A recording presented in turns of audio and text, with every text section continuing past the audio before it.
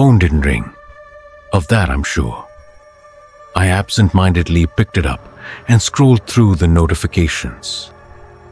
Like most people in North America, I check my phone every 15 minutes, chasing that little dopamine hit from a new text or Snapchat.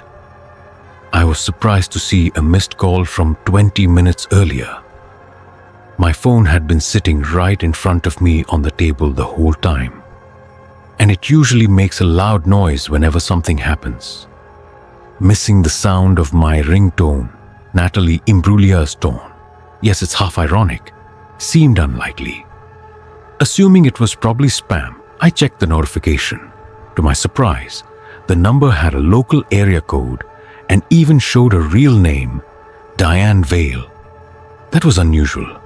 Scam calls about Interpol watch lists or jail threats usually come from private numbers, not someone named Diane. I figured it wouldn't hurt to call back. After all, I'd been handing out my band's music cards at recent gigs, and a tiny irrational voice in my head wondered if this could be a cool opportunity. So I called. After a few rings, a voice answered, "Hello?" It sounded cautious, almost worried. Curious, I thought. An older woman? "Hi," I said hesitantly. "I'm returning a missed call from this number. It was about 20 minutes ago." "Oh, really? Wow." Her voice was raspy and aged. "Yep, definitely an older lady." "I'm so sorry," she said, sounding sincere. "I must have dialed the wrong number." "No worries," I thought, forgiving her immediately. "Phones can be tricky sometimes, even for me," she added, with a little laugh. I briefly considered asking if she used TikTok just to see her reaction, but instead, I decided to end the call. "No problem at all," I said. "Hope you have a great day." "Why, thank you, dear," she replied. Just as I was about to press the red button to end the call forever, she quickly added, "I was trying to call my husband." That's what it was. He must have a number similar to yours. "Oh, got it," I said politely, though I was eager to hang up. That happens sometimes. Yes, that's what it was," she continued. "I called you instead of him. So, I didn't reach him. Thank you for being so kind about this." "Sure thing," I said quickly, ending the call before she could deliver any more obvious insights, like how being on the phone with her meant I wasn't talking to anyone else. Despite my sarcasm, I actually thought the whole exchange was kind of sweet at the time. That was my main takeaway, until Diane called again a week later. This time, my ringtone played loud and clear. "Torn really is a great song." I decided to answer. "Hello?" I said. There was a pause before Diane responded, sounding confused. "Wait, you're not Martin." "Nope, I think you've got the wrong number again." The realization dawned on her slowly. "Ah, you must be the same woman I called last time. Your voice is so clear."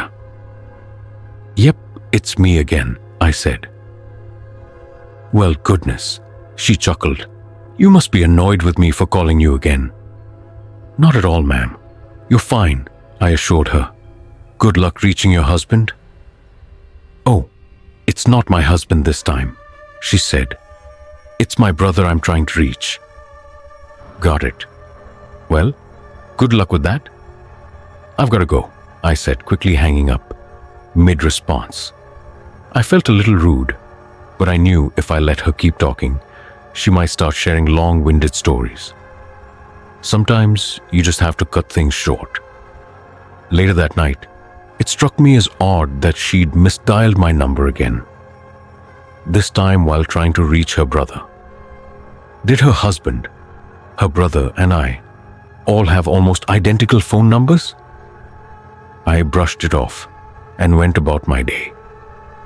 2 weeks passed with no calls, and I thought Diane had moved on. But the third time she called, my patience had worn thin. This time, Her return wasn't sweet. It was just plain annoying. At around 2 a.m., I heard the tail end of my ringtone as it cut off. I got up groggily and checked my phone. Diane, again. Except this time, it wasn't just one missed call. There were 20. She'd been calling for over an hour, and somehow, I'd slept through all of it. Frustrated, I blocked her number and went back to bed. The next morning, I noticed she'd left several voicemails. Out of annoyed curiosity, I decided to listen. I expected to hear mundane messages, maybe a story about her day, complaints about grocery prices, or her frustration over not reaching her husband or brother. But every voicemail was the same. Breathing. Just a breathing. One voicemail after another, each lasting minutes before cutting off and moving to the next. At times, her breathing sounded shaky, like she was on the verge of crying, but she never did. What the hell? I wasn't sure if I should be creeped out or feel bad for her. Either way, I rationalized it. She must have been confused about how voicemail worked. Maybe the whole leave a message after the beep thing didn't register with her. Of course, answering machines had been around long before voicemail, so she really should have figured it out by now.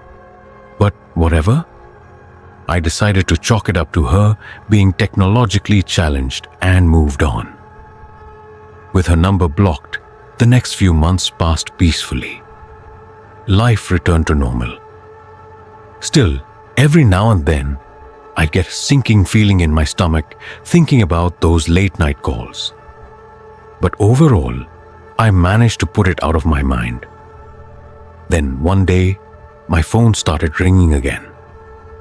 I was actually expecting a call from a friend, so I picked it up instinctively. My stomach dropped when I saw the name on the screen. Diane Vale. How? I blocked her number. Then I noticed that the number was completely different. It wasn't even from my local area code. She'd gotten a new number just to reach me. Against my better judgment, I answered. "What the hell is wrong with you? Stop calling me," I snapped. "I'm completely alone," she interrupted, her voice flat and unsettling. Her words caught me off guard. "I'm alone," she repeated. "My husband, my brother, my family, my friends, they've all passed away. I'm sorry to hear that, but it's no excuse. I just need someone to talk to," she pleaded. "Please, just one meaningful conversation, and I'll leave you alone for good." I sighed, frustrated but also feeling a twinge of guilt. Fine. As bizarre as the situation was, I figured 10 minutes of listening to her talk about loneliness wouldn't hurt. I couldn't help but be frustrated at the thought of any kids or grandkids she might have who'd left her in this state, with no support system. "Sometimes, it feels like I've always been alone," she began, her voice heavy. "But I have memories of a time when life was full, when there was laughter and company." "Really?" I replied, trying to sound interested. "Yes. I remember moments when I felt like I'd socialized too much, if you can believe that. What a foolish thought that seems now." Her voice drifted off, tinged with nostalgia. As she rambled, I put her on speakerphone and started multitasking. I had a concert later that night, so I stood in front of the bathroom mirror, applying my makeup while she talked. "I'm sure thinking about the past brings up a lot of mixed emotions," I said, trying to keep the conversation going. "I'm sorry you're feeling so alone. Do you have any old friends or extended family you can talk to?" "No," she said. "Everyone I was close to is gone." "That's tough," I said sympathetically. "What about making new friends? Or maybe reconnecting with your kids or grandkids?" I've tried reaching out to my kids, she said. They don't answer. That's really sad, I replied, brushing on eyeliner. But on the topic of making new friends, do you think there's a way to meet new people? Yes, she said, her tone shifting slightly. Absolutely. I'd love to make some new friends, she said. That's good, I replied, though something about the conversation suddenly felt off. A chill ran up my spine. It was as if some internal barrier had been breached, a hard feeling to explain. Shaking off the unease, I continued. I hope you find a way to feel stronger. You deserve to make new friends and enjoy everything life still has to offer. Never stop trying to make your life meaningful, no matter how tough things get. Man, I was really laying on the cliches today. Never, she said firmly. I've always been persistent. I don't give up. Not on living a good life. Not for anything. Not ever. Her conviction was clear, but I found myself distracted again. For some reason, I kept noticing small, odd movements I was making without thinking. I quickly brushed it off, returning to my makeup routine and dabbing concealer under my eyes. But every time I feel a spark of hope, she sighed, I fall back into sadness. Losing your family is the worst pain. I'm so sorry to hear that, I said, genuinely sympathetic. It was a terrible accident, she continued. We were all in the car. My brother was driving. Just a moment of distraction on his part, and another driver's recklessness. It was like fate, aligned in the worst possible way. 2 small mistakes that led to disaster. Her words were heavy. I listened, but again noticed myself doing something strange, touching my cheek. Why? I wasn't one to idly caress my face. I forced my hand down. That's awful, I said. I'm so sorry. So the accident? That's how you lost your brother? Everyone, she replied flatly.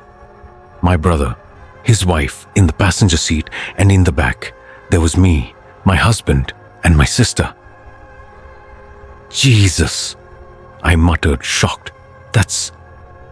I don't even have words. I can't imagine how hard it must be to survive something like that and lose everyone you love. Truly, I'm so sorry. There was silence on her end, just her breathing. I figured she was struggling with the memory, and I didn't want to push. But it felt like we were going too deep, and I started thinking of ways to wrap up the conversation. It's a void, she finally said. Yeah, I get that, I responded cautiously. It can feel like there's this emptiness when you lose people, like a hole in your life. No, she interrupted. Where you end up when it all ends, it's a void. Not like they say, not at all. Her words unsettled me, and now I couldn't ignore the odd sensations. My movements felt wrong.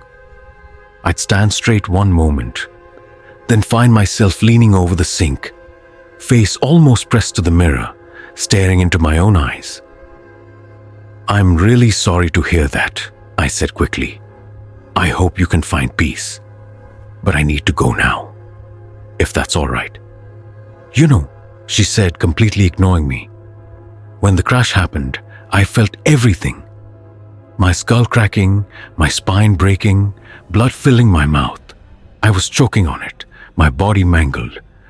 But I stayed conscious far longer than I should have. The pain, it lingered. And yet, she continued, when I finally crossed over, I thought I'd be with everyone again. Together, like before. But it wasn't true. It's just darkness. A vast, lonely void. And yet, she added, her voice sharp with determination, it fills you with a strange drive, a craving. I want to return. I want to live again. Her words chilled me, and I moved to hang up, but my hands wouldn't obey.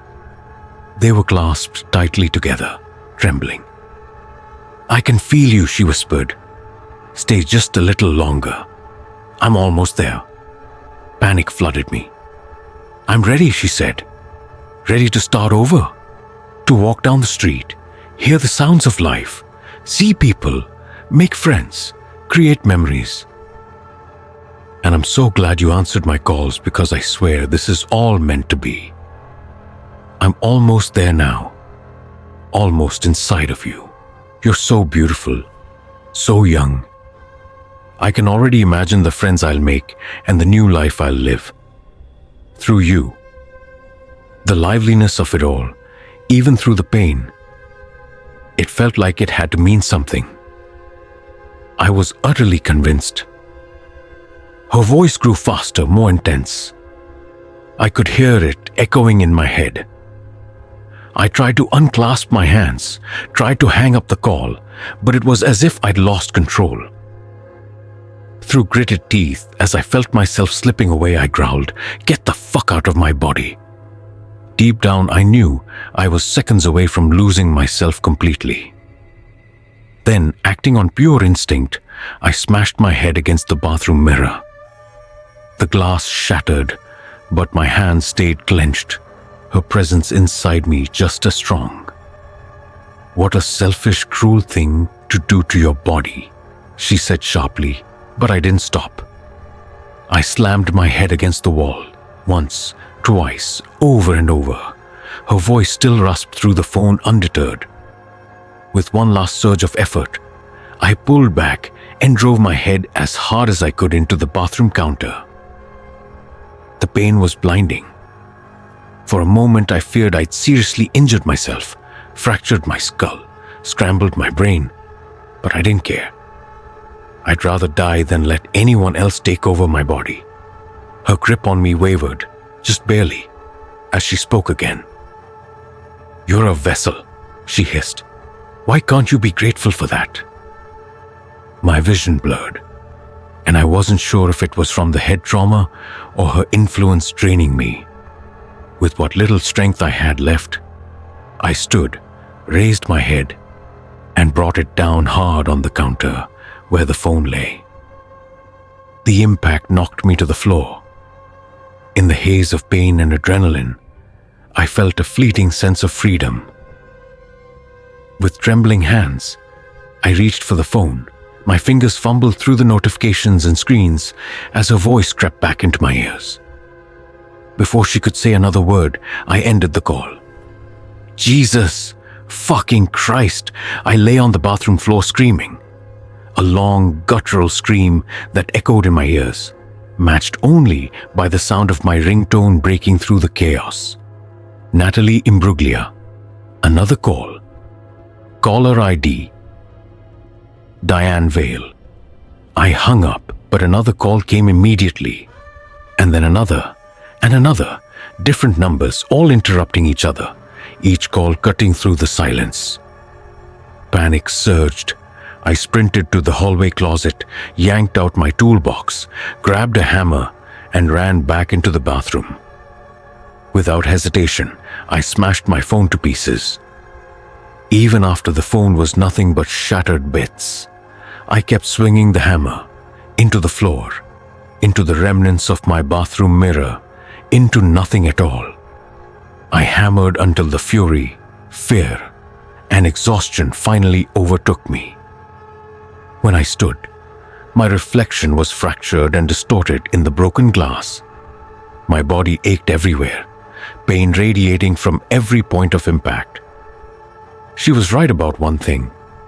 It hurt for a long time. But I was still here. I knew I needed to go to the hospital.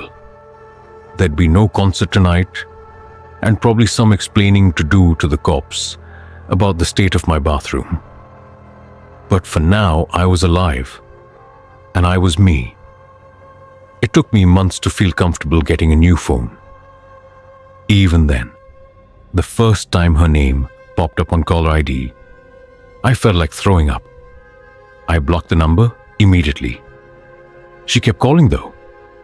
Different numbers every time, fewer as the months passed. Her attempts became less frequent. and I told myself she was finally making peace with the void. That was until the texts started. "You were so unbelievably selfish," the first one read, "to give me hope and then snatch it away at the last second." Another followed. "I hope when you die, you end up in the same void as me. I'll have eternity to show you the pain you caused me. Diane. No talk to you later. No etiquette." At first I laughed it off. "Lady," I thought, "if the void is as vast as you say, you'll never find me." But some mornings, after nightmares, I wasn't so sure. The dreams always started normal enough. But then, I'd turn a corner and see it. A black void creeping into the edges of my subconscious. Standing there, at the boundary between the dream and the darkness, was Diane. She'd wave at me, her gaze unwavering, her smile faint but unnerving. The worst part? Sometimes without thinking, my hand would raise, and I'd wave back. I wonder if we can take things into the afterlife. If so, I'd like to ask my loved ones to bury me with a hammer.